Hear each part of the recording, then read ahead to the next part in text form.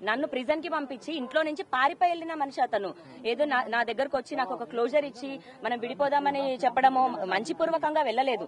నన్ను మోసం చేసి నన్ను ఇరికించి తప్పించుకొని పారిపోయాడు. నేను నార్మల్ ఒక అమ్మాయిని బయటకు వచ్చి మాట్లాడుతున్నాను వాయిస్ రేజ్ చేసి. డజంట్ మీన్ నాకేదో వాళ్ళు భయపడిపోతున్నారు అని తండ్రి కొడుకులు చెప్తుంది అంతా తప్పు. ఇప్పటికి కూడా నాకు మామగారు అనే రెస్పెక్ట్ ఉంటది కాబట్టి నేను ఏవి నిజాలు బయటకు పెట్టట్లేదు. వాళ్ళు చేసినవన్నీ నిజాలు బయటకు పెడితే జనాలందరూ మీరు తూ అని ఊస్తారు.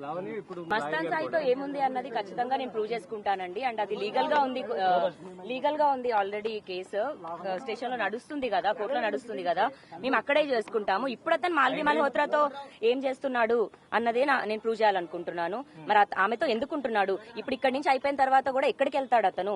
ఆమె ఎక్కడికి వెళ్తుంది? మామగారు అని అమ్మాయి వాళ్ళ తండ్రితో మాట్లాడాల్సిన అవసరం ఏంటి ఇతను? నాకు మనిషి కనిపించట్లేదండి. ఫోన్లు స్విచ్ ఆఫ్ చేసుకుని తిరుగుతున్నాడు. అందరూ ఆయన మేనేజర్ తో సహా అందరు నన్ను బ్లాకులు చేశారు, అసిస్టెంట్ తో సహా. ఇంకెక్కడికైనా వెళ్ళను నేను. లీగల్ గా ఏమని ప్రొసీడ్ అవుతారండి? ఏమని వదిలించుకోవడానికి 10 సంవత్సరాలు ఏమైనా కుక్క పిల్లనా తీసుకొచ్చుకొని అతనంతా ఉంచుకొని అతనికి ఇష్టం లేనప్పుడు వదిలేయడానికి? నాకు ఆ మనిషి ఇంకా ఇక్కడే దొరుకుతాడు కదా.